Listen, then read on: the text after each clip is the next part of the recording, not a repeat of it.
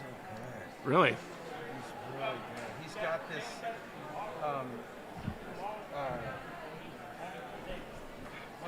Tom Clancy thing better than Clancy. Yeah? Because it's not really my genre. Yeah. But I Techno read it, thriller? Can't stop. Nice. Like, it's really so. Yeah, Will Jordan can definitely write. Are we back? Yes, we're back. Oh, good. We had lost our internet. we had some technical difficulties. Mm-hmm. We had to re-log into our internet provider here at the hotel, but now we're back. Yes. And I'm going to tweet that out. Introduce everyone to your new best friend, and I'm going to go get Abby.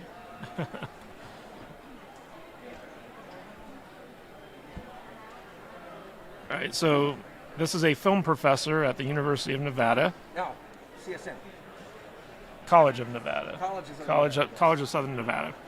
And so you teach film theory, is that right? I teach editing, sound, visual effects, and Vid 1. But you're a film scholar as well. Mm-hmm. Okay.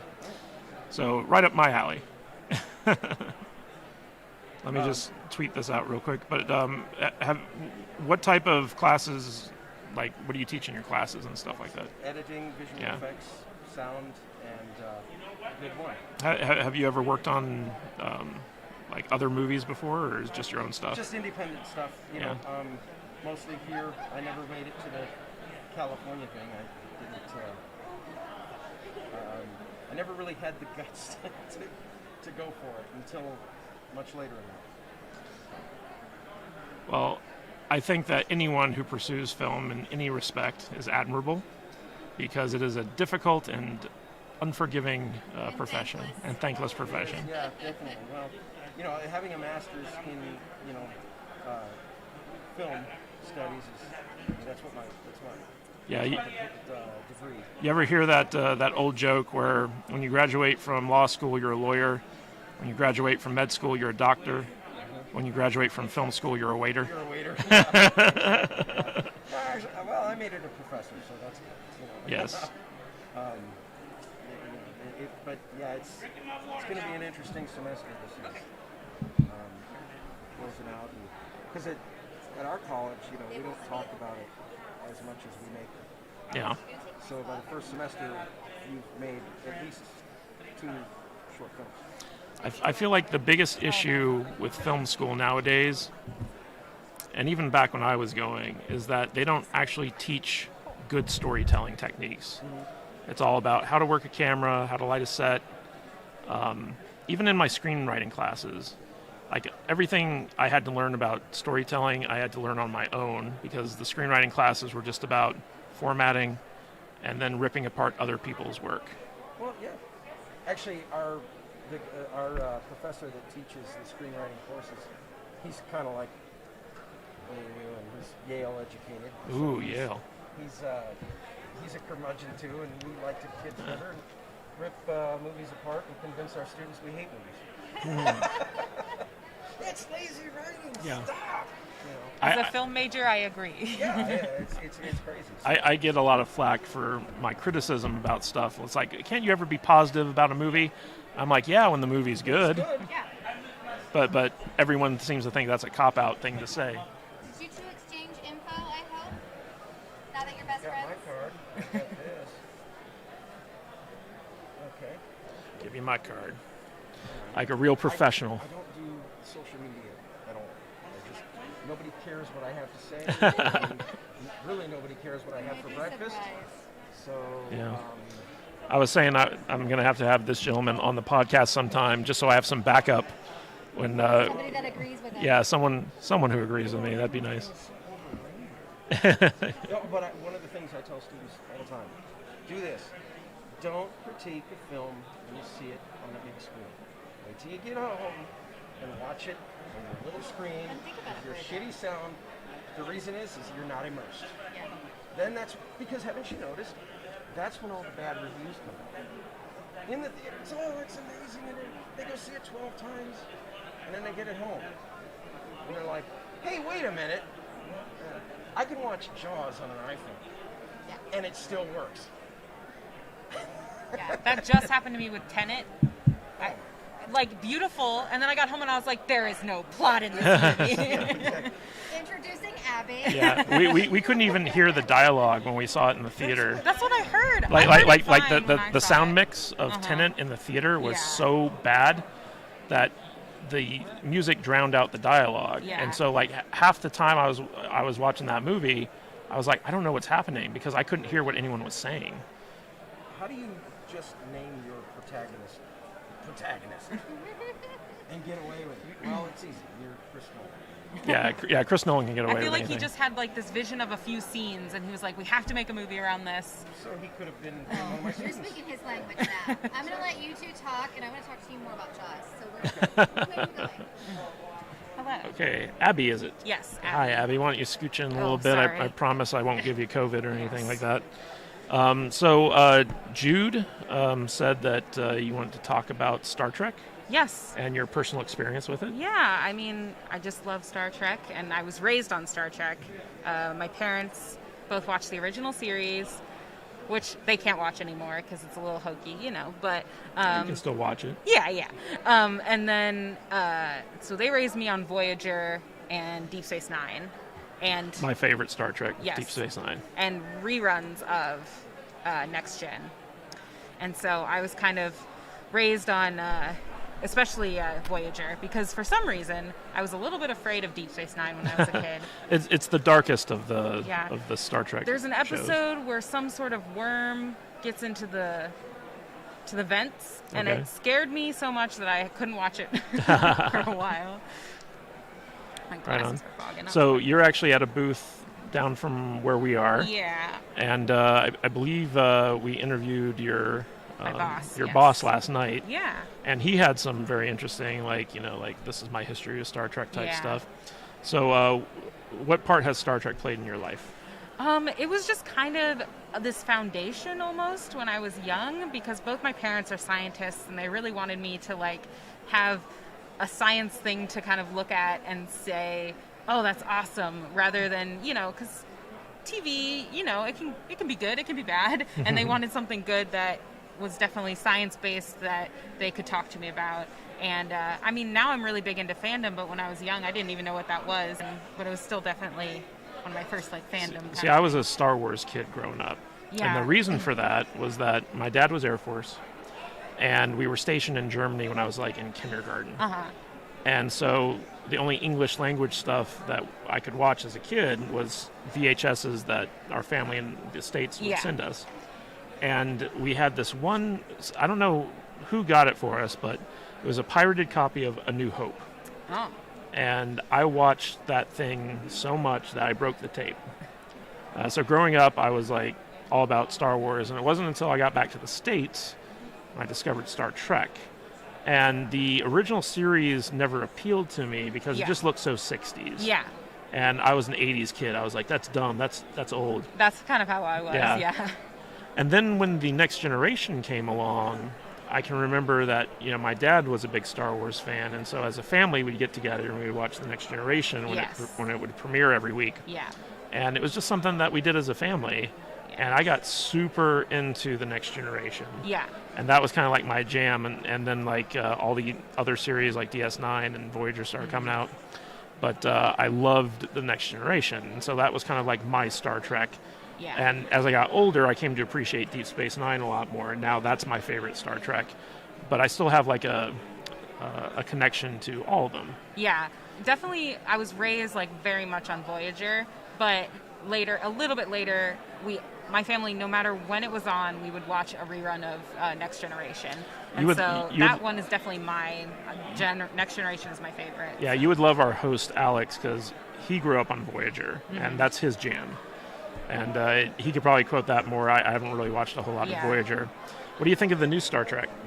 Well, it depends on which ones you mean. So Discovery and Picard.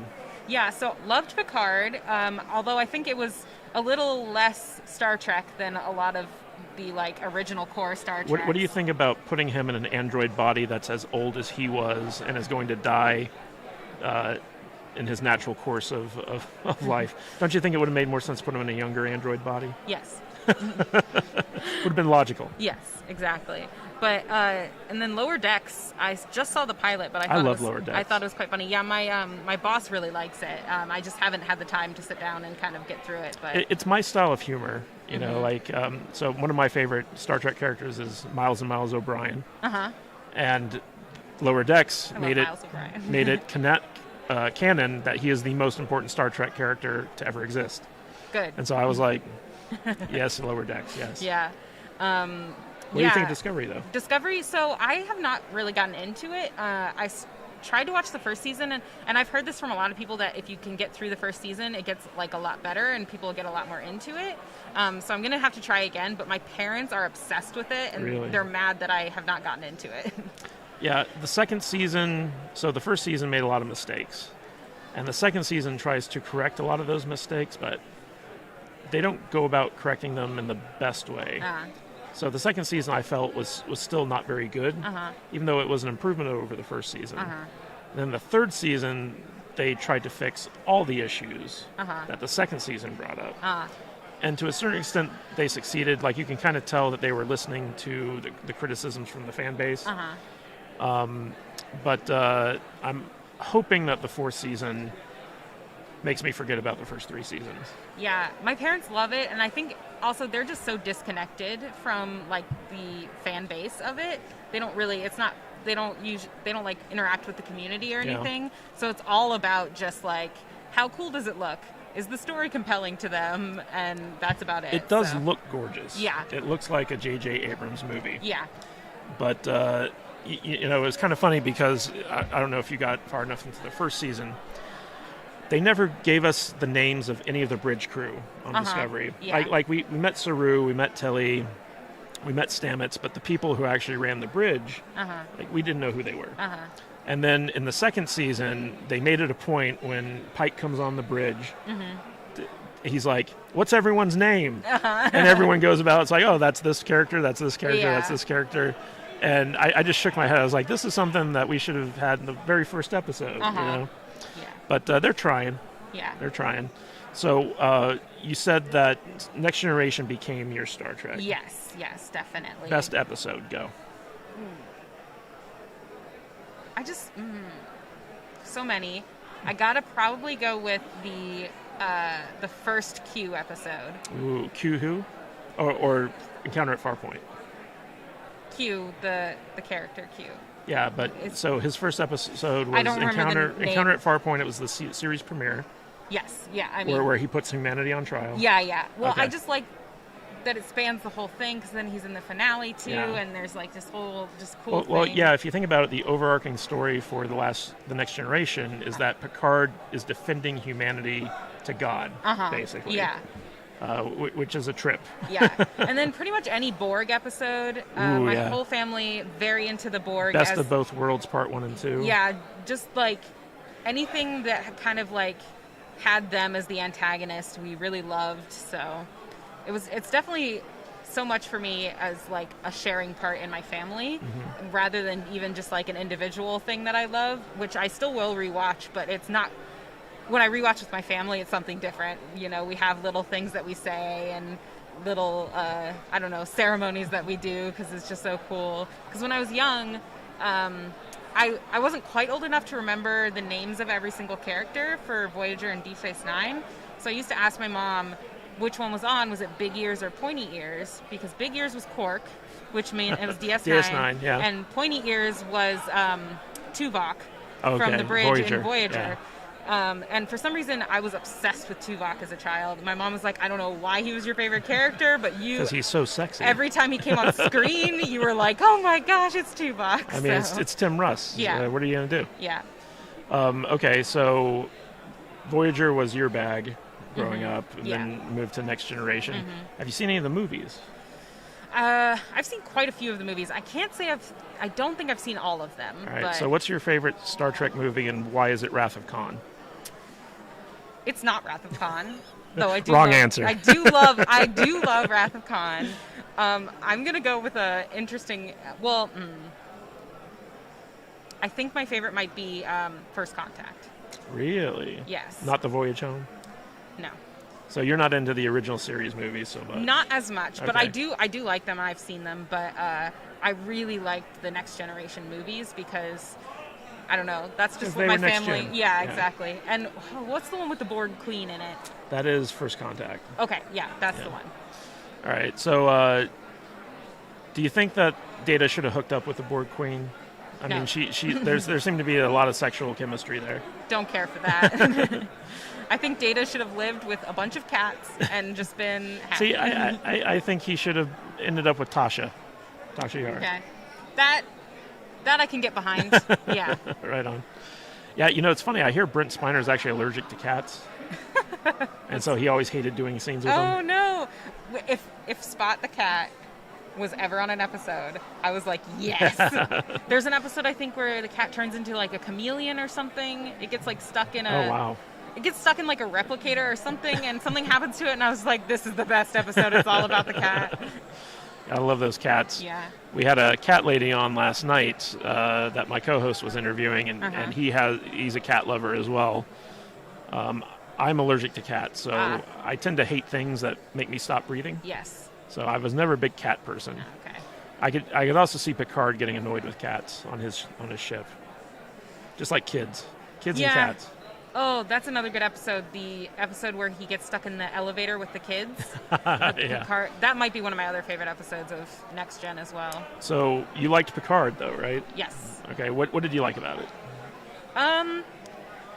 I just kind of liked that it was like a revamp of him, and I thought it was fun that they just decided to kind of do something a little bit different. It just didn't feel quite as much as like a TV show to me. It felt a lot more like a film that just happened to be in 6 parts or however many parts it was. I thought it was a little more action-y than like... Because one of my favorite things about Star Trek is it's not quite as like action film, TV show. It's a little bit calmer. Like obviously they still It's a have... little bit more cerebral. Yeah, there's obviously wars and things, but I feel like some of the newer stuff is a little more action-based, so it's not my favorite, but I still like it, so. Nice. So when I was watching Picard, I always thought that, like, whenever Riker and Troy showed up and, like, characters from Next Gen came on, I was like, this feels good. And then, like, they disappear, and you're like, oh, we're back to Kurtzman Trek. Yeah, it's Data came on, and I was like, oh my gosh, or, like, anyone really, 7 of 9, and like I was just like, oh, this is so cool, and then I was like, no, they're gone. They were like just there for a minute. All right, so is there anything else you want to talk about in regards to Star Trek? Anything you want people to know about? I'm really excited because I impulse bought this Batleth necklace. Ooh. And I love it. So Very nice. I was I've always been... Worf was also one of my favorite Oh characters. yeah, So. I mean, who doesn't love Worf? Worf, Geordie LaForge though. Oh yeah, Geordie. Any character can never beat Geordie LaForge. And I didn't realize that LeVar Burton, when I was young, was Geordie LaForge and the Reading Rainbow Man. And Reading Rainbow did an episode where they went to the Star Trek set. And that is when I realized he was the same person. And then my mind was blown. Geordie's really good at rolling under closing doors. True. That's his move. Yep, That's it his is. move. It is his move. Also like to say that Enterprise gets too much hate. But I was working at Paramount Studios when Enterprise was filming. And so I have some personal experiences with that show.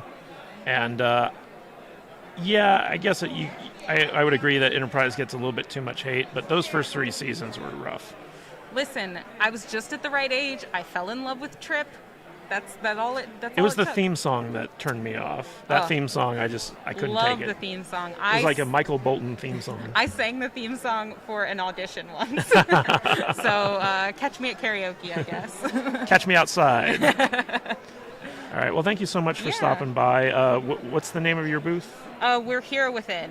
Hero Within. Yes. So we had your boss on last night. You guys have really cool clothing that you're selling here at the convention. Do you have a website?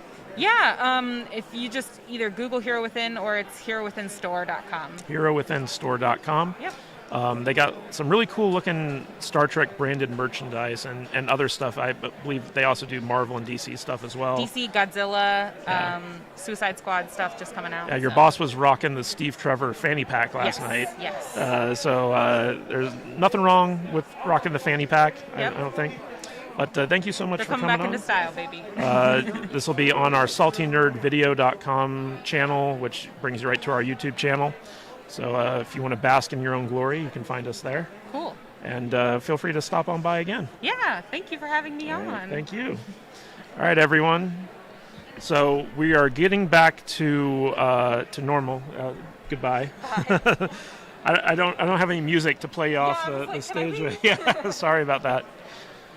So we had some technical difficulties a little bit earlier where our internet password basically expired here at the casino, so we had to go back in and log in through our what do you call it? Our web browser.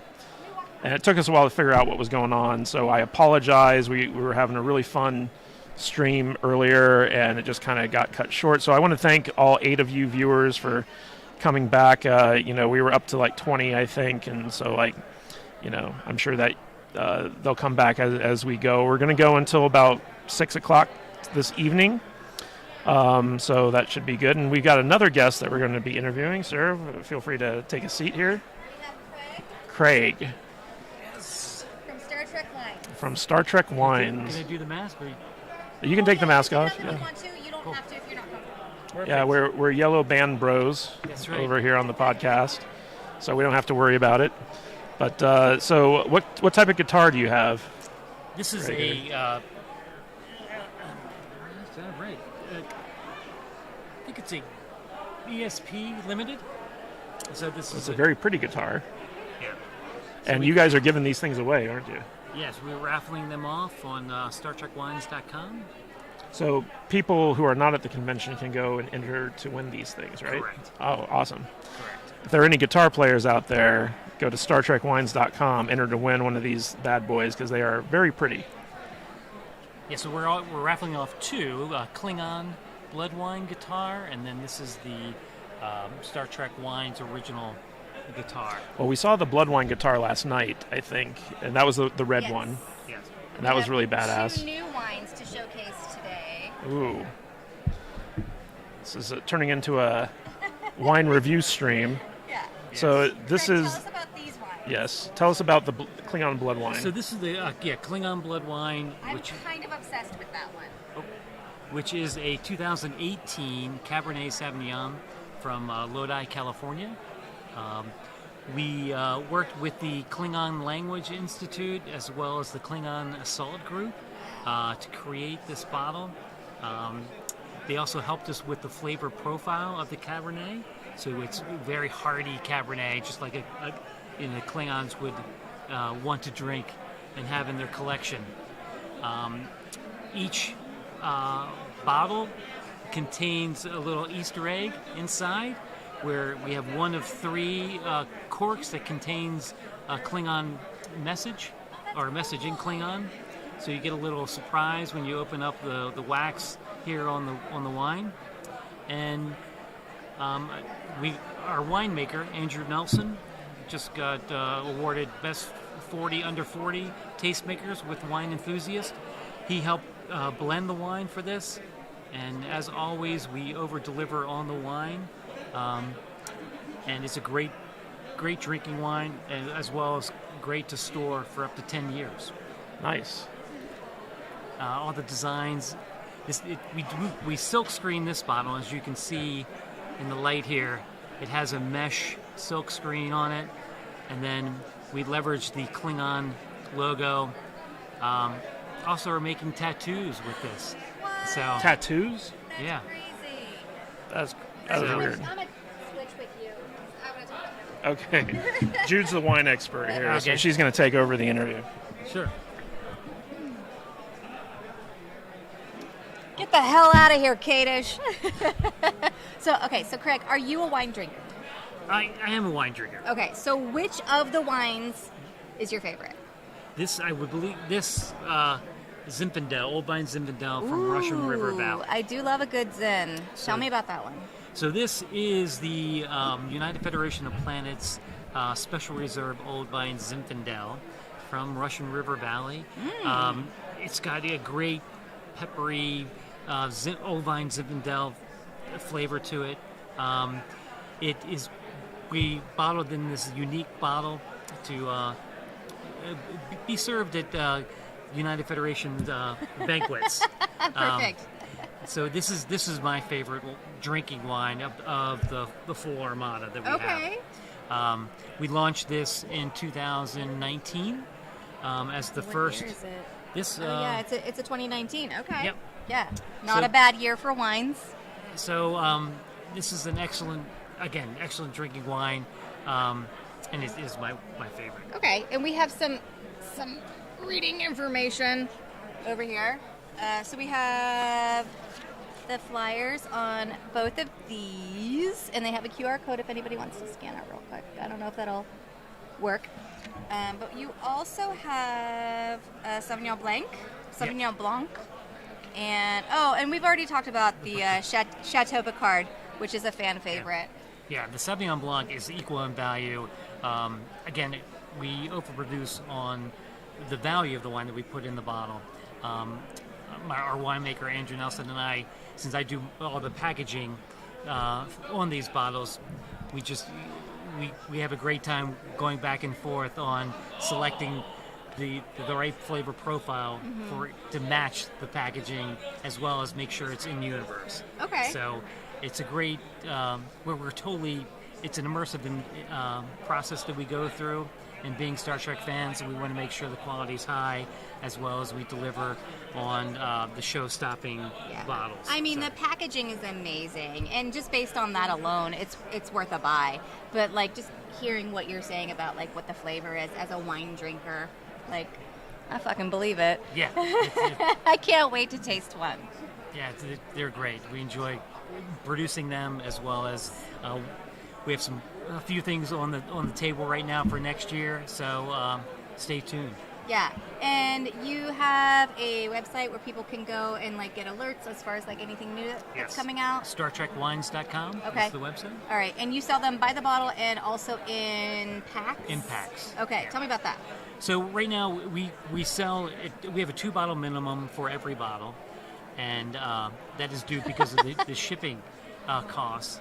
So we offer packs such as the Interstellar pack, or the Duet, which is the Cardassian Canar and the Andorian Blue Chardonnay, and then we have the full Armada, which is our full 6-pack. The Alpha Quadrant, which is the original 4 that we have: the Klingon, the Picard, the Russian River Valley, Old Vine Zinfandel, and the Sauvignon Blanc.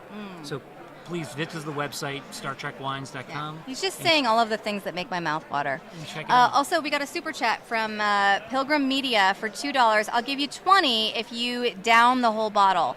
How dare you? Because yes, I can, but I would never insult a bottle worth more than $20 by doing that. I would savor it. Yep, great. So again, wait. We release 2 every year, so Cool. we're love to be part of the Star Trek community. Yeah. Well, really cool to have you on. And don't forget to go to the website, StarTrekWines.com, and register to win for the free guitar. Great, thanks. And also go buy some wine. Yeah. Thanks, Craig. Bye. I'll walk you back over to your table. Yeah, thanks for covering. These bottles look amazing, by the way. I mean, I don't know if you guys saw this one. This is really cool. I thought I wanted this one, and now I want this one. After what you said about it. Ready? Yeah. Okay. So Pilgrim Media for $2 says, I'll give you 20 to down the whole bottle. Jude would not take you up on that. I think she even said that as much. She wants to savor her wine. But she would kill the bottle. I can guarantee you that. Jude loves to drink. Hey, Joker. Thanks for joining us. So, guys, we're really sorry that we haven't been keeping up with the chat. During these interviews, we kind of want to focus on the guest. But now that they're gone, we can focus on the chat again. Ronald Hollander says, wow, that packaging is amazing. Yeah, Star Trek Wines definitely has their packaging down. Looks really good. Nick, Backyard TARDIS says, I buy that. I'm pretty sure I have seen some Klingons in Lodi.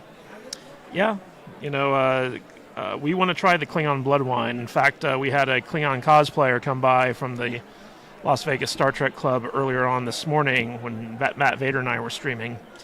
And we would like to get a bottle of that and drink it with him. So that'd be fun. Let's see here. Hello, Joker. Yeah, it's just me right now. Jude is running around being social and finding people for me to interview. It has to be me who interviews them because she does not like to interview people, except if they're talking about something she's passionate about, like wine, apparently. She kicked me out of my own live stream. Isn't that typical? Joker says, I woke up just in time from my nap.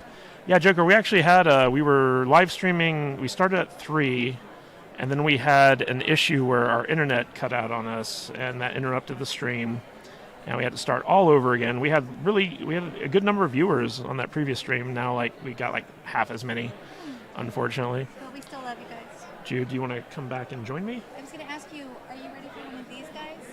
One of what guys? From the Nerd Club. From the Star Trek Club? Yeah. Yeah, I guess. Okay.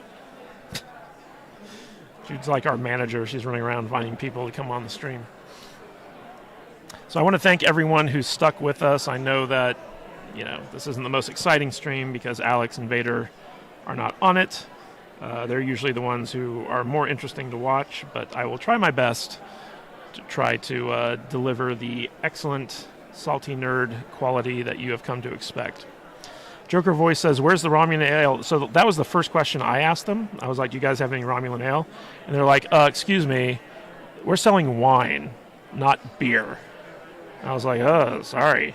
So they do not produce the Romulan ale, but they might be doing that in the future. So we'll see. Gossometric says, all Jude needs now is a Star Trek cheese and she will be sorted. I'm going to mention that to her because if there was Star Trek cheese to go along with Star Trek wine, holy cow, she'd be the biggest Trekkie you've ever seen. That's hilarious. Good one, Gossometric. Backyard TARDIS says, that Romulan ale looks so cool and I don't even like alcohol. Well, apparently Romulan ale will get you messed up. I'm a little bit unclear as to how illegal it is in the Federation. But I do know for sure that everyone who drinks it seems to have a really bad hangover the next day. So, but yeah, it looks like blue vodka, I guess. I don't know. We'll see. Let's see here. Joker says, bougie. Yes, very bougie. Star Trek wine and cheese. Backyard TARDIS says, maybe a Star Trek Enterprise cheese tray. Yeah, we could see that. There's a guy here who actually makes Star Trek coffee tables. So if you can imagine a Star Trek tray with cheese and wine on it, that would be ideal. Ronald Hollander says, well, I've been scoping Facebook and YouTube all day trying to find pics and videos of the convention. Yeah, so, we're a little bit short-staffed at the booth right now. But tomorrow, I'm thinking what we're going to do is, me and Alex are going to be live streaming from the booth. But at some point, we're going to have Jude get her cell phone out and live stream from her cell phone and do a tour of the convention hall. So we'll take you around. We'll show you all the booths that are around here. We'll show you some of the theaters and some of the stuff in the convention proper. And just give you guys a lay of the land. I think that'd be kind of cool. Yeah, you can take off your mask. Which version of me do you want? We have Ty. Ty? Yes. From the USS Las Vegas. Yes. USS Las Vegas, USS Windrunner, Kalis Row, the Decay. Oh, well, let's see. Okay, hi, my name's Ty. I Hi, literally Ty. live Yeah. here in the valley, and they try to coordinate all the local Trekkies. Right on. So, Jude, before I get into this interview, someone said that all you need is a Star Trek cheese, and you will be sorted. And I'll be what? Sorted. That's a fact. She needs a what? So she has her Star Trek wine. Now she needs her Star Trek cheese. Yeah. Yeah, because Sure she they loves have cheese. You gotta let us know where it is. I can just crawl into a hole with my cheese and my wine and not be seen again. I'm sure your Gossometric, husband would have something to say about that. He probably might even want to see you again. Gossometric, it is a week-long convention that goes until Sunday. So, Ty, why don't you move in here so the people can see you? I promise I don't have cooties. That face, Ty. All right, so you're the local coordinator for all the big Star Trek clubs in No, Las let Vegas. me rephrase. I'm just a fanboy Okay.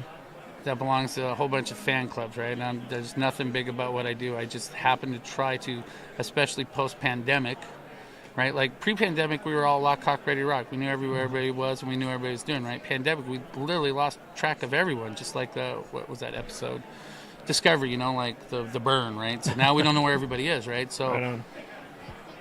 yeah, I think that's the first time I've ever heard someone make a discovery metaphor. So oh yeah. So, Well, here's good like, job, man. That so-called like the Kelpian that doesn't want to come out of the holodeck. Mm-hmm. Yeah, that's me. I'm 100% so-called. And people are like, whoa. Okay, you just I want can. to watch the universe burn. No.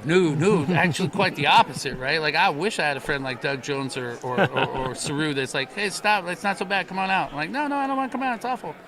So no, I just work with like if you're a Trekkie and it's fandom or it's fun or it's just nerd stuff, Star Trek specifically, because that's the most inclusive, most positive, most optimistic, right? So if you can't, like, Trekkies are pretty easy to talk to and bond with.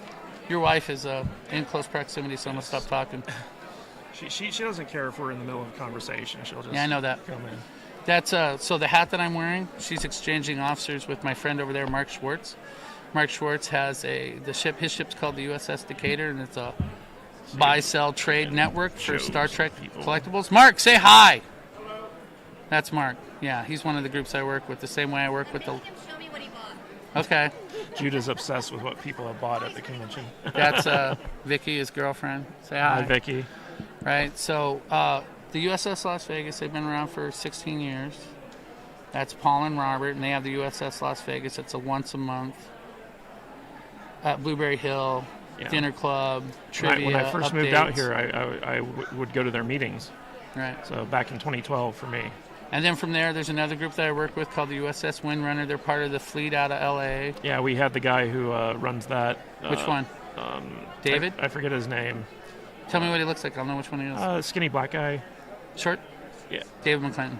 Four pips on his collar? Red glasses. Yeah, that's David McClinton. He's captain of the Windrunner. Yeah. David was really cool. We had him on last night to talk Yeah. about the Windrunner. We'd love to have him back. Yeah, I work with him. Been working with him for 6 months. I've been working with Paul and Robert for 4 years. I've been working with Mark for about 5 years. Nice. So yeah, if you do Star Wars, Star Trek, sci-fi, steampunk, superheroes, Civil War, anything nerdy, because we used to have the conventions, the parades, right? Ren Fair, Pirate Fest, all that stuff. Like there used to be this fantastic, because it's Vegas, there was this clockwork, right? So what is it? Oh, we're going to this, right? Because it's the parade. Oh, what are we going to? Oh, we're going to that convention. Oh, we're going to this weekly thing or this monthly thing. And then the pandemic killed all that. Like Yeah. it just took it away. And like I don't want to argue with anybody, right? Like William Shatner's like 90 years old, right? So like I don't want him getting corona and not making it because of corona. So like Yeah. I get corona's awful. It's awful. What, 500,000 people, 600,000 people? Like corona's terrible, right? But obviously as a nerd who lives under a rock, obviously my nerd friends are super, super important to me. And, we Zoomed the hell out of everything and we Facebooked the hell out of everything to try and keep track of everybody. But now that, we can kind of go back out and people are vaccinated and you got the little safety wristbands to saying what your Yellow contact band is. bros. Yeah, and, like then they were doing this over there with I can't get to it. Whatever, you get the idea. But it's fragile. It's fractured. I'm 52, right? And I just want to have some fun with my friends, so... So you would love Matt Vader. I'm sure he would be kicking himself that he's not here to talk to you. But Ronald Helmadaller. Okay. I've been pronouncing your name wrong the entire night, Ronald. I'm very sorry. You know me. I'm terrible with names. He asks, is the USS Las Vegas an independent club part of SFI or IFT? Okay, the USS Las Vegas specifically, right, started out with the IFT. And then they have a relationship with Larry Nemechek, right? But eventually, the IFT was doing their thing in the Las Vegas. Well, we're just here in Las Vegas by ourselves, right? So the USS Las Vegas is, relatively speaking, unofficial, unattached, unaffiliated. It's independent. It's just, let's see, what do we have? We had like 35 people. Then it was like 36, 28, and 32 in our last 4 meetings, right? So if you know the Las Vegas, you should know me, right? Like, how do you not know me? Like, because I'm very involved in the Las Vegas, right? Yeah. I work with Admiral Walker. I work with Admiral Niwa, right? Literally our XO Alley, right? Like that's my primary club, guild, whatever you want to call it. That's the one I coordinate out of. That's the once a month meeting, right? And we don't care how you're a Trekkie. We just want to hang out with you. Yeah. Right? Like, tell us how you're a Trekkie. We'll put you on our agenda, and then you get up in front of the like, we're at Blueberry Hill. It's like, oh, well, we do this. Great restaurant. Yeah. Wonderful pancakes. Yeah. So all we want to do is just talk to, interact with anybody of any fandom. Like, it's Star Wars. It's fine. We'll do a Star Wars day with you. Like, we don't care. We work with Cork Space Station. That's Bob and Gail. We work with the Kalis Row. We worked with, like Paul and Robert used to work at the Star Trek Experience directly. That's my claim to fame. Motog, the Dahar Master, is literally one of the groomsmen in my wedding. Nice. Right? So, like, I know Tom directly, like General Motog, right? The Klingons, we have like 4 or 5. We try and, there's Spidey, he's a Klingon. Christy's a Klingon. Daniel's a Klingon. My friend, who am I forgetting? Roger's a Klingon. Yeah. All we want to do is just try to find the Trekkies in the valleys. It's a great club. Every time I've gone, I've always had a really good time. Yeah. I wish I could go more. It's just I never know when the meetings are, and I'll when give I you all do that paperwork right now. when I do, I'm usually too busy to attend. Let me put it this way. I've literally got about 3,000 friends on Facebook. 1,000 of them are Trekkies. Nice. 500 of those are Klingons, right? I think I've joined like 1,000 groups, and I admin 40. All I'm Wow. trying to do is just find the fandoms or fanboys, fangirls, whatever, just like if you're a nerd, a geek, a fan, and you just want to have fun and hang out and be friends, like that's it, man. That's it, right? Because everything else is, everybody's trying to pay bills. Nice. Everybody's trying to, figure out their love life, right? So, Yeah. like, Star Trek should be the one safe place, fun place, whether you're playing charades or whatever, you know what I mean? Like, it should be easy peasy, 1, 2, 3, easy. So last night, when Jude and I first met you, Mm-hmm. you had some very choice things to say about JJ Trek. Let me hear them. Share them hold with on. our audience here. All right, look, this is what I asked, like, which version of me did you want, right? Because I literally saw what you got. You're the salty nerd. Yeah. I took that literally as a personal challenge, right? Like, I'm positive I can outsalt you. Okay, Like, absolutely challenge at accepted. will, without air, I could be salty. But here's the trick. Here's where I get tripped up. Here's what I learned in the last few years, right? No matter what I say or how I say it, if I'm salty, it's just a big turnoff, right? If I'm too nice, I don't get taken seriously. So I've been trying to find this happy middle ground. We just want you to be honest. No. No, yes, we do, because that's the key to the That's Salty a- Nerd podcast is everyone who's on it just becomes honest. Let's hear I it. can tell you what you want to hear. Maybe you like me, maybe you don't. I can tell you the truth, and I promise you, you will not like me. So I do not agree with him fundamentally. And we are fundamentally and diametrically opposed on that particular issue. Because I would rather just have friends and just let everybody, like we should, it's like if you get the version of me that tells you what I really think of Abrams, you will go from like however many are watching this, and then I'll just like, because I notice when my tone of voice changes. So we don't really care about how many views we get. We don't really care about that stuff. We just care about being honest and having fun. So our main host, the guy who started this podcast, Alex, is going to be here tomorrow. Mm-hmm. His number one mandate when we all got together and started this podcast was that we weren't going to shill, we weren't going to sell out, we were just going to have fun and be honest. And All right, well then I'm going to start with this, right? I'm Okay, going to start go with ahead. this, right? And I'm going to just swing for the fences. Yeah, then, go right? for it. 'Cause forget Abrams for half a second. He's a freaking hack. He is. I agree. Okay, you know what? I don't know how many people watch this. J.J. Abrams, anytime, anywhere. Anytime, anywhere, let's freaking go. It's go time, right? I would call you out on your artistic vision, right? Like, yeah, you're the man, whatever. You're 10 million times better than Lens me. flare. And you have 10 times, like, the life that I do, right?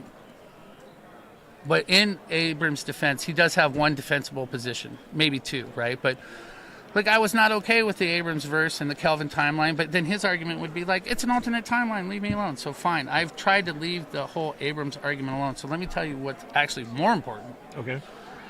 I'm born in 68, I graduated in 86, I'm 52. As a nerd, I've had a 50-50 life. Sometimes I fit in the real world, sometimes I don't. Sometimes I've achieved some really amazing things, other times I've underachieved. In my love life, I've only had one. Let me be super specific on this. I've only had one Star Trek girlfriend. One. Right? And I would do anything for her. I would bend space and time and move heaven and earth for my one Star Trek girlfriend. So any guy here with a Star Trek girlfriend, right? Like the first thing they all need to know is like, oh, you have a Star Trek girlfriend? Shut up right now, right? You win because you are a Trekkie and you have a significant other. Like you're way ahead of the curve, right? Mm-hmm. Oh, and you have people to talk to and friends to talk about, right? So like why even argue about the Abrams verse, right? Yeah. Because again, now that we're semi post-pandemic, right? Like I am desperate to like find the rest of the Trekkies before. Like I'll give you an example. Here's a takeaway. Let's see if I can make a point. Whatever you want to say about Abrams, at least kids could watch it. I'm 5 years old watching TOS, right? I'm 5. It's 1973, 1974. I'm watching black and white TOS and syndication. I am watching the Saturday morning cartoon, right? I have a Captain Kirk and a Mr. Spock Mego 8-inch action figure, right? So I've been a Trekkie since I was 5 years old in first grade, right? My vocabulary, my love of education comes from Star Trek, because Star Trek made me go look things up. Like, what's this? What's that? Every ship had an important name. Every character had an important reference, right? Star Trek is literary, it's cultural, it's historical, it's social, right? Star Trek's positive, it's optimistic, it's utopian, right? It's one of the most unifying, optimistic. Like I can talk to any Trekkie anywhere, anytime, almost about anything. That's how awesome Trek is, right? Mm-hmm. So even if I do or do not agree with Abrams' universe, right, at least kids could watch it, right? Which was the argument. Kurtzman came along, which is PG or R, which like my 5-year-old self cannot watch Discovery, right? My 5-year-old younger self can't watch Picard. I'm not even trying to pick on Kurtzman. I'm not even trying to pick on that stuff. Like I'm not. Let me get rid of that. Just go. Make that phone go away. I'm not trying to pick on that, right? So Star Trek picked a specific demographic and a specific audience, and they're heading in that direction. So be it. Whatever. But Trek is supposed to be unifying. Like we're supposed to be able to like, oh, you like this, you like that, you like autographs, you like spaceships, you like you like the role playing, you like the online, right? You like the celebrities, so you like this episode, you like that episode, whatever, right? Mm-hmm. Star Trek is not supposed to be about division. It's supposed to be about commonalities, common ground. Like how do we come together? Like how do you share your fandom? So on and so forth. So I'm at a convention, right? I could talk about creation or what I think of them. Not going to. Don't want to bite the hand that feeds me. So that's why I can't tell the truth, right? I cannot tell the truth, right? Who told you that? That is a terrible idea. You cannot tell the truth, especially if you want to connect with people in a post-pandemic environment. Well, I mean, the way I look at it is that if our audience actually knows where we stand, the people who don't like it won't bother with us, and the people who do like it will find us. And we'd rather have the people that like us, follow us than a bunch of phonies. That I understand. I'm in complete agreement with that. That I understand, right? Yeah. But I say this weirdly, like, because I'm kind of weirdly shaken right now. Like, I'm having this Pilgrim Media just gave us a $2 super chat, and they asked, why has Hollywood destroyed Star Trek? Can you answer that? Yeah, because they don't understand Star Trek, right? Gene Roddenberry died in 91, right? He's born in 21, right? He fights in World War II, right? Fights in World War II, right? Like 69 some missions, like he's freaking Daredevil, Captain Bomber, fighter, hero, right? Then he's a cop. Then he's a motorcycle cop. Then he's like LA speechwriter. Then he's like speechwriter for like the chief of police, right? Then he does a lieutenant. And then finally somebody say, hey, Gene, what do you want? I got this idea called Star Trek, right? And so boom, we hit the ground running. 66, 68, 69, right? Shatner, Nimoy, you get that whole Star Trek, right? And then like season 3, they struggle, and no Lucille Ball, no Star Trek, right? And then you get the animated series, right? But you still have Gene this whole time, right? Because like this convention is celebrating Gene Roddenberry, right? Yep. Here's the thing about that, right? So now it's like 1991. So try and imagine this. You're Gene Roddenberry, right? So you've done, Star Trek. You did Next Generation. You've got like 4 or 5 seasons off of the Next Generation. You're about to do the Undiscovered. He passes away before 1991's The Undiscovered Country comes out, right? So that's it, right? Like I don't even know. Like I honestly don't know if he actually saw Star Trek 6 or not, right? Like I assume he did, right? But he passes away before the theatrical release. Well, I know Nicholas Myers butted heads with him and felt really bad that, he basically told him to go screw himself right before he died. Which is awful. But my point is, I don't even know if Gene Roddenberry saw Undiscovered Country, right? Yeah. Then you move into DS9, right? And Ira Bear's version, right? Now, I am not going to mess with Ira Bear, right? The man's very good at his job. But he had a different take on Star Trek. but everybody still whatever you want to say. So now we got TOS, we got TNG, we got the animated series. Nobody wants to count that. We have all this expanded universe stuff. We're still good at DS9, Voyager, whatever, Enterprise. You have this consistent vision from, I don't know, TOS to Enterprise, right? Mm-hmm. And so it's like 2002 is Nemesis, 2004 Enterprise is over, right? So now CBS and Paramount, they've come together and split up, whatever, right? So there's not a consistent vision. There's not a consistent narrative. There's a lot of art, a lot of ego, a lot of conflicting visions.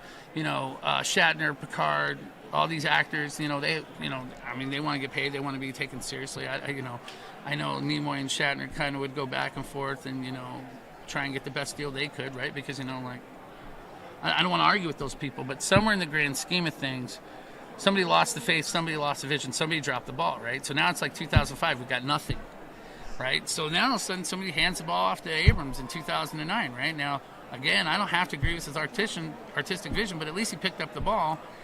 And it kind of looked like Trek, but, CBS and Paramount, they're not together. They're fighting it out, whatever. And that created a lot of, okay, you know what? I'm going to tell the truth. I don't have a problem with J.J. Abrams. I could go off on Abrams and say all this stuff. But ultimately, I picked the fight. Now, I would come to con and I would say this. I picked the fight with Leonard Nimoy, right? Now, before everybody's like, oh, you picked a fight with Saint Nimoy? Yeah, I really would take exception to him, right? Now, I'm over it, right? Because here we are, it's 2021, and whatever issues I had with Leonard Nimoy, whatever I would say, and I could spend an hour on blah, blah, blah, Leonard Nimoy, right? An hour without breaking a sweat. You can ask my friends, right? I could easily go off on Nimoy. I could easily go off on Abrams. It does me no good, and here's why. Adam Nimoy, he's a little bit older than me, right? Like, that's his son. He literally makes a documentary called For the Love of Spock. Now, if that doesn't tell you everything you need to know, like, obviously he misses his dad. Obviously he didn't always understand his dad. And the best he could do, and I think he did a good job, and through the Big Bang Theory and Will Wheaton, like, here's For the Love of Spock, right?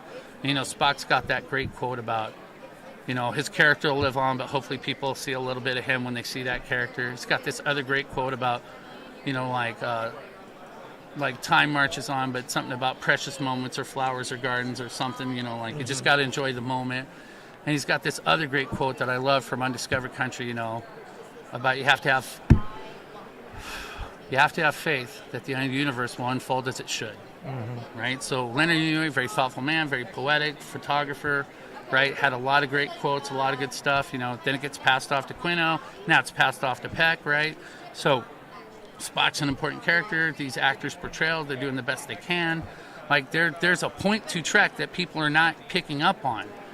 We're supposed to be in this together. I mean, there's a hallway out there with 100 Jude and Roddenberry quotes because he's been alive for 100 years, and he talks about humanity and coming together and growing together and getting past this, that, and the other and working together, right? So that's the Roddenberry point. That's the Nimoy point. You work it out however you want. Well, let me tell you this. So I used to work at Paramount Studios. Okay. And I was there when Enterprise, the year before Enterprise premiered, where they were shooting the first season. Okay. And in my experience in working with Paramount, Viacom, CBS, all that stuff. So first of all, around the time that Enterprise came off the air, Les Moonves was in charge of CBS. Okay. And he was a notorious hater of all things science fiction, particularly Star Trek. He did not get it. He didn't like it. He was the one responsible for taking Enterprise off the air. Sure. And it was the split between Viacom and CBS that prevented any new Star Trek from being made for so long. And the way that I've always looked at how Viacom and CBS looked at Star Trek, as they looked at it as a vehicle for licensing revenue as opposed to actual science fiction.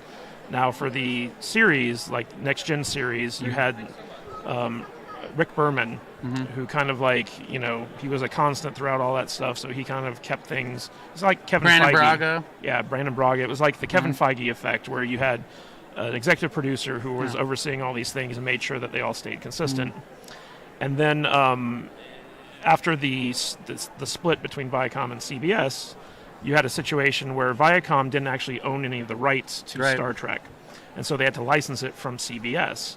And they actually, the shareholders actually forced Les Moonves to allow that license to happen because he didn't want to give it up.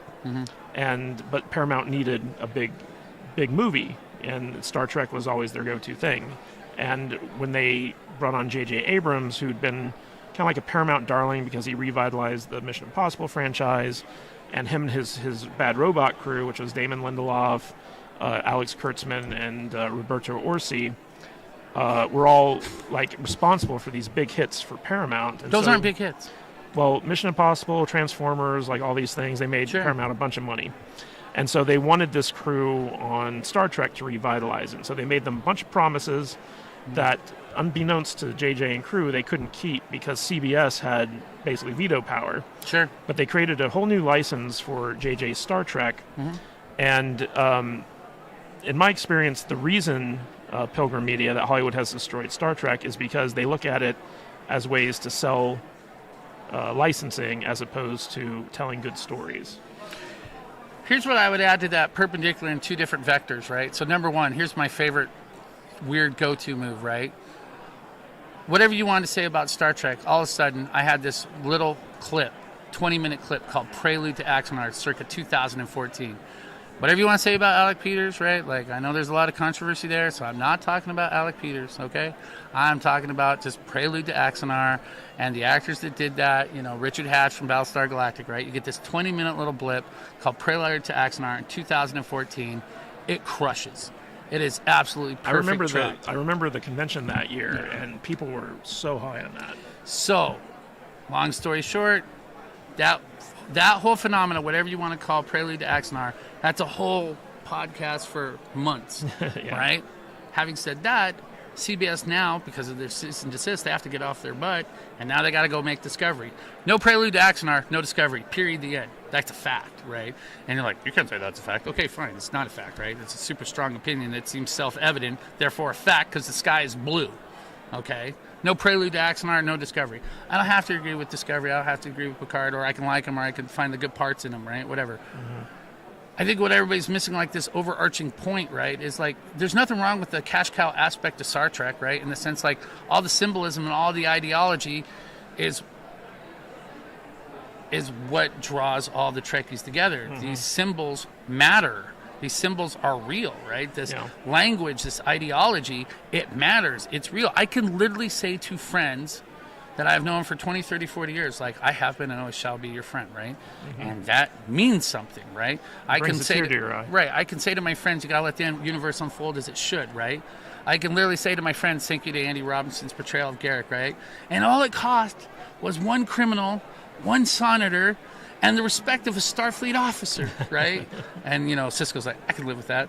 I'll learn to live with that. You know what I mean? You get these pivotal characters, you know, like the whole Tuvix meme, right? Janeway killing Tuvix. The whole meme about Ensign Kim not getting promoted. Kara Wang's right over there, right? Sulu got it figured out. He became captain of the Excelsior. I don't know why, you know, like Garrett should figure out how to be. He did Gods and Men. Let me interrupt you for just a second. So we got a great super chat from one of our patrons, Backyard TARDIS.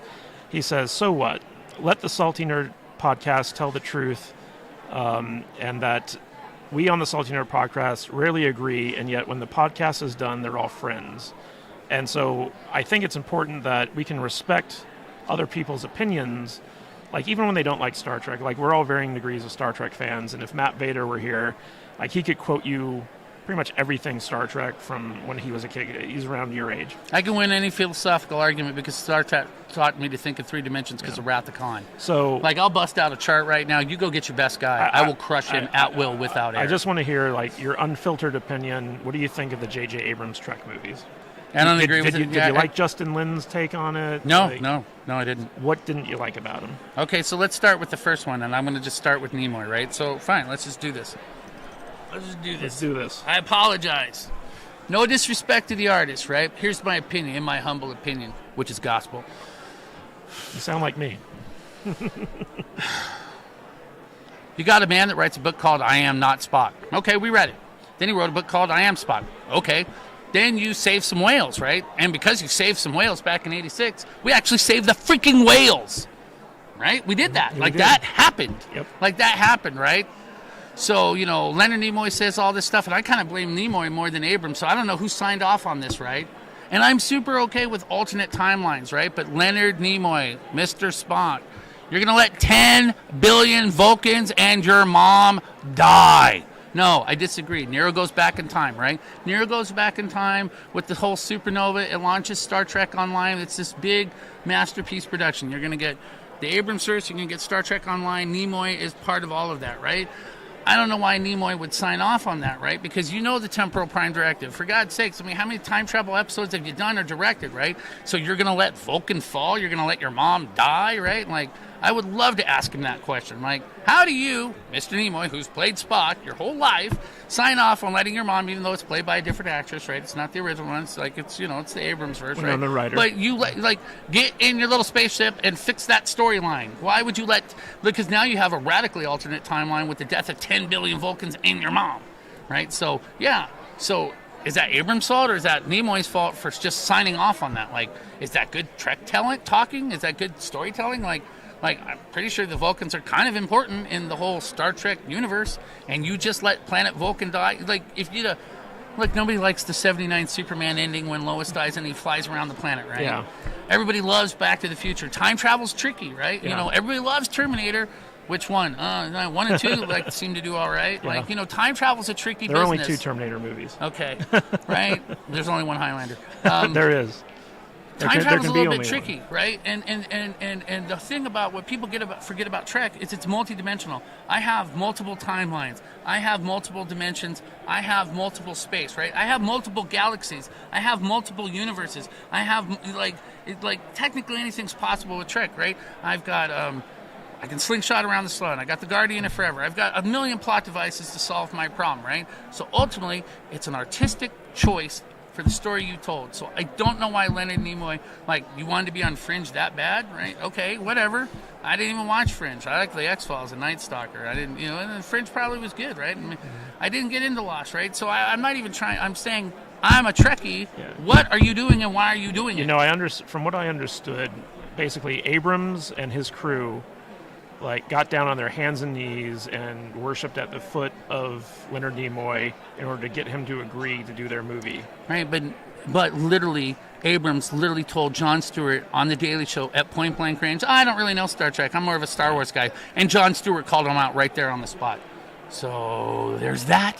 There's also that, yeah. Yeah. Like, I'm here all day. Go get your best guys. The only guy in that crew that was actually a Star Trek fan was Roberto Orci. Sure. Alex Kurtzman wasn't a big fan. So let's go with the second one, right? So the first one, look, Leonard Nimoy signs off on it. Abrams signs off of it, right? You get an alternate timeline, but why would you have a timeline where you let 10 billion Vulcans die? What kind of Trek universe is that? Yeah. Right? Like, and, you know, so the second one, right? Well, they also killed off all the Vulcans, too. That's what I'm saying. That's what I'm saying. 10 billion Vulcans. 10 million. No, I meant the Romulans as well. Well, yeah. Well, are they actually dead? Or, I mean, they're dead in the future. Are they dead in the past? Well, he let the thing go supernova. Right. And they dealt with that in Picard. Yeah, but that's like 20. I'm talking like 2245 versus 2399. Yeah. You see what I mean? The whole supernova thing with the Romulans didn't make any sense either. Well, actually, you know what? And I'm a little out of practice, and my books are right over there, and my charts and graphs are at home, right? But I can do this, right? I can, you know, we can bust this out, and we can show, because there is continuity. You just got to know what you're looking at, right? Okay. Like, there's continuity between Star Trek Online and Abrams and all of it. And you can literally map it out, and there are memes and people that are dedicated to memeing out that phenomena, explaining what is and isn't canon. But then Nimoy, of course, has that meme where he's abandoning canon. Where is Star Trek trying to take me today? Which, again, I will credit Nimoy for that in the sense like, okay, so-called. I guess that I'm so-called. I live in a freaking holodeck and I don't want to come out. And unless you're a Doug Jones Saru, I'm not coming out. And now I'm a salty nerd. Whatever. Because nobody cares about canon or the fiction or the core or the philosophy. And it's just a cash cow? No, that's way too salty, right? Because I'm in a room full of Trekkies.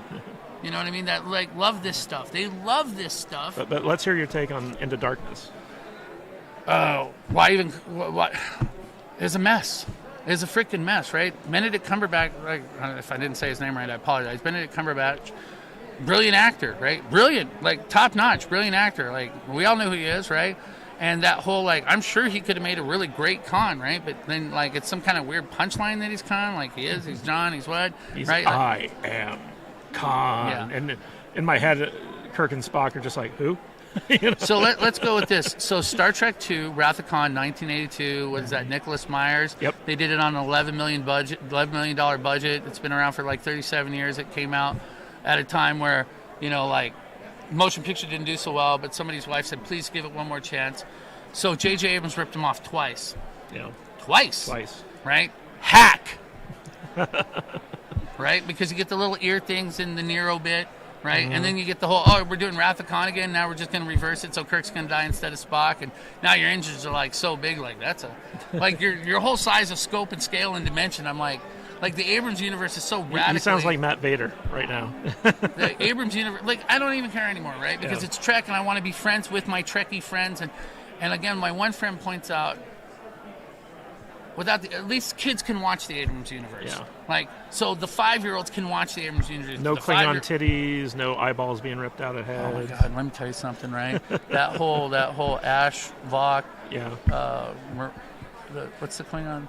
Like, I've had a girlfriend like that. Like, and y'all want to like, that's messed up. Like, no, it's not.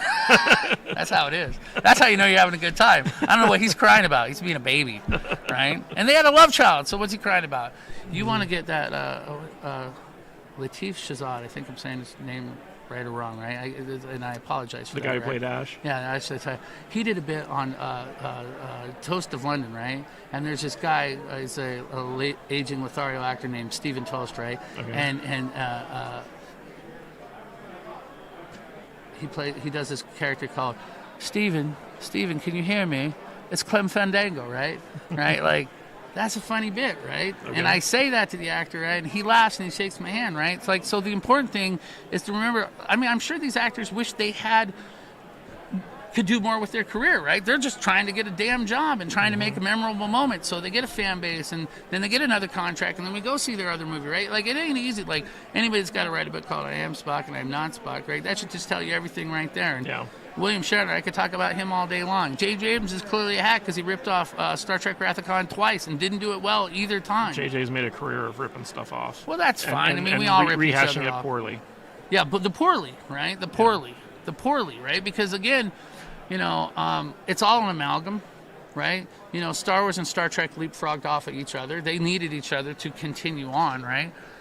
But the whole Into Darkness, right? I mean, you're just like, that was Buckaroo Banzai. That was freaking RoboCop. That's Peter Weller, right? Like, why are you making him like this villainous Admiral Marcus, right? With his, like, just Death Star Enterprise, right? Just, like, screw everybody, I'm blowing everybody up, right? Like, what was the statement there, right? I think Peter Weller deserved better, right? Oh, yeah. Benedict Cumberbatch absolutely deserved better. The whole crew, all those kids, I say kids because I'm older than all of them, right? All those kids, because I'm Voyager age, right?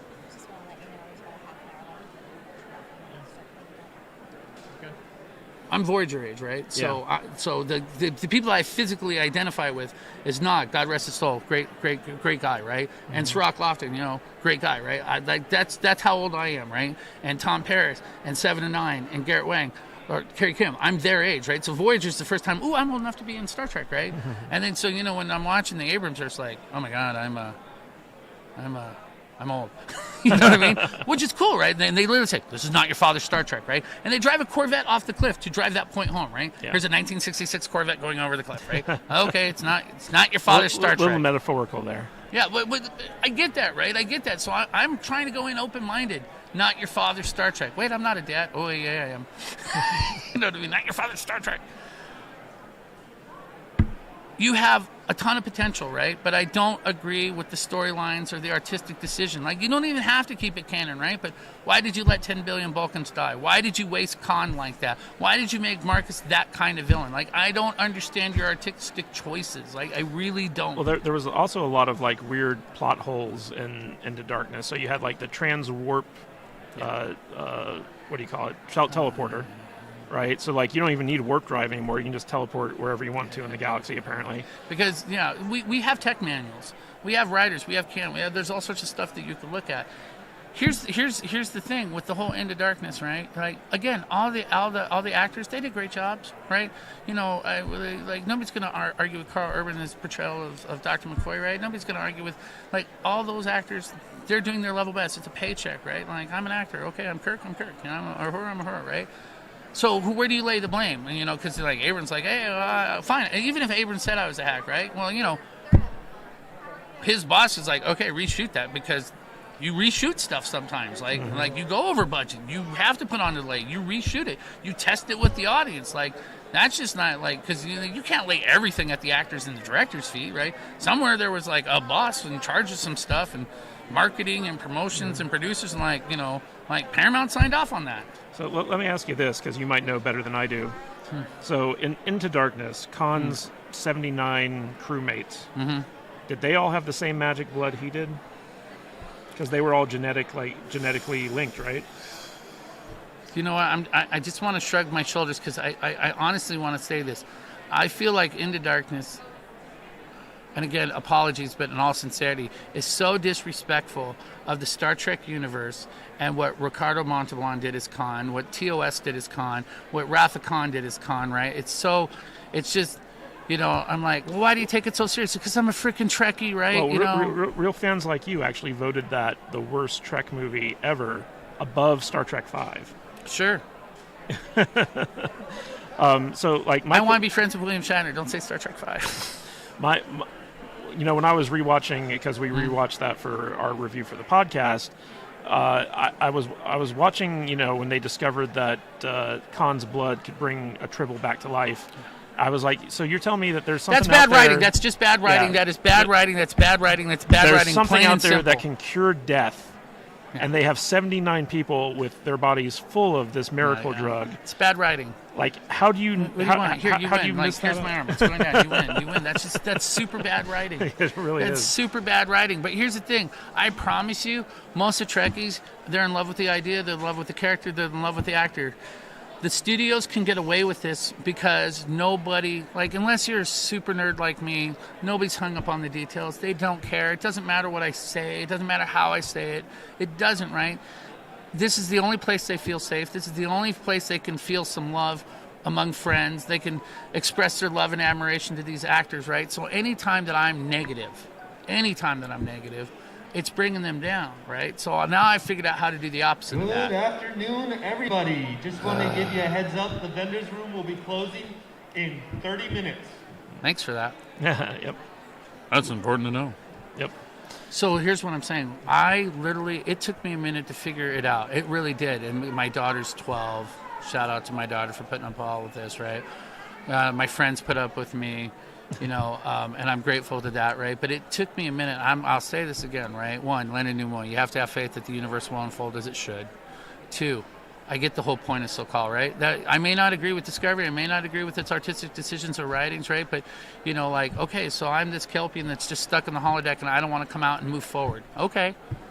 Sorry. I'm super sorry about that. I'm sorry that I'm 52. I'm sorry I was 5 when I watched Star Trek. I'm sorry I got hung up on all the details. I'm sorry. Because I don't want to be salty. And I can be salty, right? Because seriously, go get your best guy. Anytime, anywhere, I will debate anything Trek. And I will crush you at will. Because there's no way you care as much as I do. There's no way you know as much as I do. I'm calling you out. All you posers, all you wannabes, all you guys, come get some. I'm here all day. We're open for business. Seriously. I got 1,000 books. I've written 1,000 notes, right? And I would love to publish something, right? I might have liked to have been an actor. Like, well, you're a total loser, you're a total wannabe. Fine, guilty. Who cares, right? Call me a loser, call me a wannabe. Who cares, right? Because the point is, here are actors that wanted better careers, but they're still here signing autographs, right? Mm-hmm. Here are fans that wish they had better lives, but here they are, feeling safe, having fun, making friends, making memories, taking photos, right? Creation. I'm assuming they're making a tidy sum. Now, I'd heard some rumors that Creation lost the Star Trek license this year. Can you comment on that? I can't, and I'll tell you why. Because I don't know Creations personally. I'm like 1 or 2 rings out from that. Like, I know the people that know, right? Mm-hmm. And, if CBS Paramount, if they would just treat... The Simpsons actually got it right. And I had that as a meme for a while. Church of Trek, right? Again, you have to have faith that the universe will unfold as it should, right? Or I have been and always shall be your friend. Or infinite diversity, infinite combination. Like, pick whatever. Live long and prosper. Peace and long life, right? Like, there's all these ideas out here that drive Trek. Creation's been the official Star Trek convention holder for decades. Mm-hmm. Why would they have lost it all of a sudden? do you think? Oh, well, just that's hypothetically. Okay, I wouldn't even call this hypothetical. So let's talk real world for half a second. Apple makes $270 billion a year. Google makes $270 billion a year. AT&T, which is Warner, Time, and Media, yeah. DC, I think they're at $180 billion, right? Verizon, I think, is like at $108 billion. You come all the way down to Disney, like $60 billion. And CBS, pre the whole Paramount thing, they're like $27 billion with Netflix. $27 billion yearly revenue, right? Amazon and Apple could buy Netflix or CBS at will without error. And Amazon went with The Expanse, good stuff, right? And Apple, I don't know what they're doing. I don't know who's in charge of that programming, right? But if you're talking about fandom and icons and iconography and what fans rally around, well, AT&T and Warner has DC, so that's Batman and all his friends, right? And Disney, they might only have $60 billion a year, but they got Star Wars, they got Marvel, they've got Pixar. Mm-hmm. And even though, but they have the IPs, right? Oh, and they just kind of bought Fox, so good luck with those aliens and those predators. I don't know how that's going to work, but looking forward to it, right? Because I love my fandoms, right? So if you were CBS pre-Paramount merger, you were only making $27 million a year, and your TV demographic over on, you know, like, I mean, you talk about all their combined property, like they have MTV. I don't know what they're doing with that. They haven't played music. Like, I'm an MTV kid, right? Mm-hmm. They have Nickelodeon. They kind of did some, I don't like the Turtles. Where are we at on the Turtles, right? I don't know what the hell CBS Paramount is thinking. They have legions of fans. They have good IPs. CBS Paramount, you have legions of fans. You have good IPs. What the hell, dudes and dudettes? So why did Creation lose it? Oh, because like this, it's not operating on that level, and they're going up to the next level. Oh, so that they want to go to like Wizard World level. Yeah. Oh, okay. The same thing. Rick and Morty had to take a hiatus for those guys to get all that shit figured out. You know, which is HBO Max, Adult Swim, which I think is Warner Brothers, right? You know, like everybody loves Rick and Morty, like it's awesome, right? And then they have to take this long hiatus because now they're going to turn that into a cash cow, and then we'll see if the quality suffers, right? But when I'll give you the best example. Here's where I'm desperate and scrambling. The classic Klingon lick from TNG, right, hasn't been used in quite some time, right? You know, Enterprise had that last little tie-in with that, right? Nemesis was Romulans, right? Abrams like had Klingons in there for 2 seconds and Into Darkness, right? And you know that Bird of Prey didn't look too bad, and those Klingons, like those 2 Klingons, didn't look too bad in the background. And then the Discovery Klingons went in a whole different direction, and then Discovery jumped into 3188, right? Now they're 900 years in the future. So I'm literally like, you know, Robert O'Reilly plays Gowron. He's a great guy. He's got like just about 1 million memes, gets 100 autographs. Everybody loves Gowron. And he died a horrible death, right? You know, because Worf killed him. And then Martok's in charge, and J.G. Hertzler is awesome, right? And all the classic Klingons are awesome. Michael Dorn's awesome, right? And he's like, hey, Captain Worf. I'm like, yeah, we're Captain Worf, because Worf did pretty good, right? Yep. So you have these classic Klingons that, you know, Abrams didn't touch, so at least he didn't mess it up, right? And then you got Discovery went in a radically different direction and then jumped into a future, right? So, like, what am I supposed to do with all my Klingon friends, right? Like, you know, there's the Imperial Klingon Expeditionary Force, there's the Ring of Fire, there's the Klingon Assault Group, right? There's all these different Klingon organizations, you know, and, you know, they have their bat lists, and they have their costumes, and they have their headpieces, and they have their houses, and they have their tokens, right? And they're going to go get Gowron to sign some of that stuff this weekend, right? And CBS Paramount's like, why don't you love your Klingons anymore? Kang, Kor, and Koloth, right? Like the 3 from TOS that were in DS9, they were freaking awesome, right? You know, like, who doesn't want a bat lift, right? Even if it's foam, right? You can get the Pakistani... Hey, Bud K. Can I give a shout out really quick? Right? Like, everyone's like, hey, where do I get a bat lift, right? According to Bud K, and they make all the, like, Ren Fair blades, right?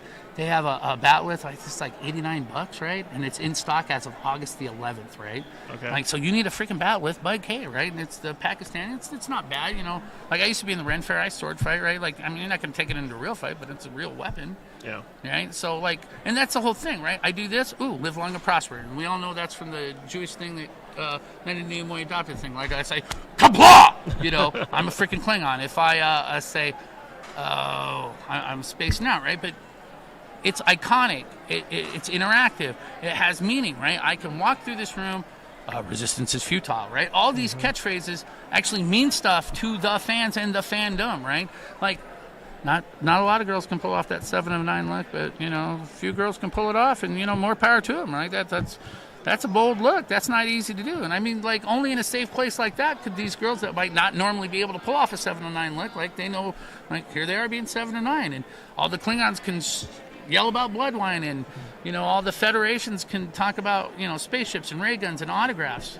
So Backyard TARDIS says, I bet it was related to the pandemic. Either CBS didn't want them to do Star Trek during pandemic, or Creation didn't want to pay for the license due to lower turnout during the pandemic.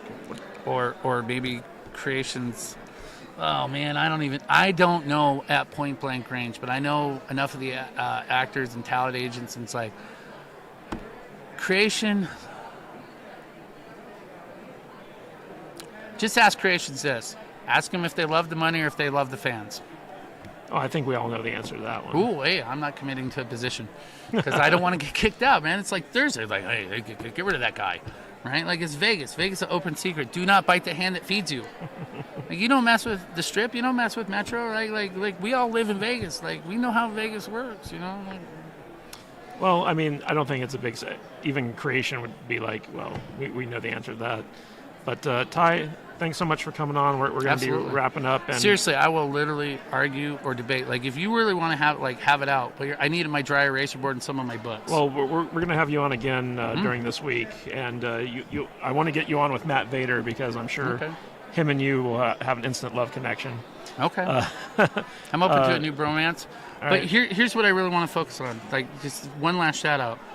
If you live in the Las Vegas Valley and you care about sci-fi and fandom, come find the USS Las Vegas. Come find the USS Windrunner, right? We're just trying to find all the Trekkies in the valley, before the next pandemic. So we'll have Zoom meetings. We'll have Facebook, what if they're not in the valley and they want to join one of the Facebook groups? We can figure that out. Like, I'm not good. I never had to do this stuff. Like, I don't, like, it's weird. I love Star Trek and I love technology, but I'm pretty analog or pretty archaic. I'm a caveman. I apologize. I don't know how this is magic. You know what I mean? You're Scotty. I'm a freaking red shirt. I'm super grateful to you and your crew for all of this. Like, I understand what these pieces are, but I don't know how you do what you do, and I'm just glad you do what you do. And thank you for giving me this opportunity. Yeah, we're still figuring it out as we go as well. All right, Ty, thanks so much for coming on board, man. Charles Parker, by the way, he has a podcast. He's here. Oh, nice. People keep coming by asking if we're like the podcast that's going to be in the DeForest Kelley Theater and stuff like that. Well, you should be. Thank you. Yeah. Well, we would love to host some stuff here. Well, look, again, I hate. Is the camera on? Can people actually see my hand moving? Yeah. Mm-hmm. I hate the hierarchy. Like, it's a bummer, right? Okay, so this person gets $100 for autograph, and these people get 20, right? And so these fans are taken seriously, and these fans aren't. And these guys pay $1,200 for a pass, and these people could only afford $70. Like we all love Trek, and we don't all have the same bank account. Yes, this is true. All right. Thank you. Thanks for coming on. It was a great interview. We're going to have you back. Okay, yeah, anytime. So I hope you guys liked him because he's coming back on the show. I hope so, too. This week. Anyway, guys, as you heard in the announcement, the convention is winding down for the day. So I'm going to get Jude back on here in a minute to say goodbye to everyone. But I just want to thank all 12 viewers who came into the chat during our interview here. Please give us a thumbs up. It's free to do, and it helps us out with the algorithm. Joker, good to see you in here. Kaylee, thanks for coming by. Ronald Helmadollar, I think I got that right this time. Thank you so much for joining us. I'm very happy that you joined the USS Las Vegas. They're a great crew. Nick, as always, you are our #1 fan. We appreciate the hell out of you. Let's see here. Who else did we miss? Gossometric, man, you are killing it in the chats lately. Thanks so much. I definitely agree with you. We need to get this guy his own podcast. Ty was fantastic. Force of Light Entertainment, the lovely ladies there. How you doing, ladies? Thanks for coming into the chat. We appreciate you guys as well. Matt Vader 74, thanks for hopping in. I know you're busy at work. Pilgrim Media, everyone who gave us super chats tonight, you guys are awesome. Super chats is a new thing for us. Like, we just got approved for it. So like whenever we see those pop up, we are so grateful. Remember, the purpose the goal that we're heading towards right now is we're going to try to build the channel, build the podcast to the point where Alex and Vader can quit their day jobs, do the podcast full time. In order to do that, we need to be making at least $100,000 a year off the podcast. I know that's a long ways away, but every little bit helps. So you guys who are very generous with not only your time and your participation and your money, we love you all. We really appreciate it. We're genuinely grateful every time you send us a super chat, every time you give us a thumbs up, every time you tell your friends about this podcast. It really, really helps. Plato23, again, another great chat participant. We really appreciate you coming in here. Darth Maul, another great chat participant who's been killing it lately. Thank you so much. Alex is in the chat. Hey, Alex. So I don't know if you caught Ty's interview that we just finished, but we're gonna get him and Vader on the stream sometime this week and watch the sparks fly. I think that would be a lot of fun. And Alex thanks everyone in chat. Gossometric, Darth Maul, Ronald, Helmut Dollar, you're new in the chat, but thank you so much for coming in to join us. Plato23, Kaylee's fantastic. She shows up to everything we do. We really appreciate her. So I'm just gonna wait until Jude's done talking to this other guest of ours before we get her on, and then we'll sign off together.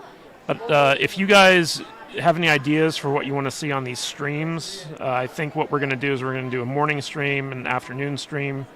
So 10 to 1, and then 3 to 6, which is closing. And here's the lovely Jude coming back to say goodbye to everyone. I'm so bored. Joker, thank you so much for coming into the chat. We really appreciate your participation as well. So Jude is not happy right now because she's bored. Oh, hush. I'm just bored. Yeah. I can be happy and bored at the same Well, time. it was her fault because she was the one who brought all these people to be interviewed and kicked her out of her seat. But Jude, so we're wrapping up here. Is there anything you want to say to the chat and all the people who gave us money throughout the day? Oh, just thanks for hanging in there with us, guys. We love hearing from you and everybody who comments and just says hi. Just really makes us feel like it's worth doing this stuff for. Joker wants to see more cosplayers tomorrow. Okay. And I'm really sorry I couldn't find the green girls. Apparently they're still around here somewhere, but they're like, I don't know, very mysterious. Orion Slave Girls are hard to pin down. Mm-hmm. They're tricksy. And I appreciate you guys sticking with me because I know I am not as energetic or entertaining as our regular host Alex and Matt Vader 74, the dynamic duo.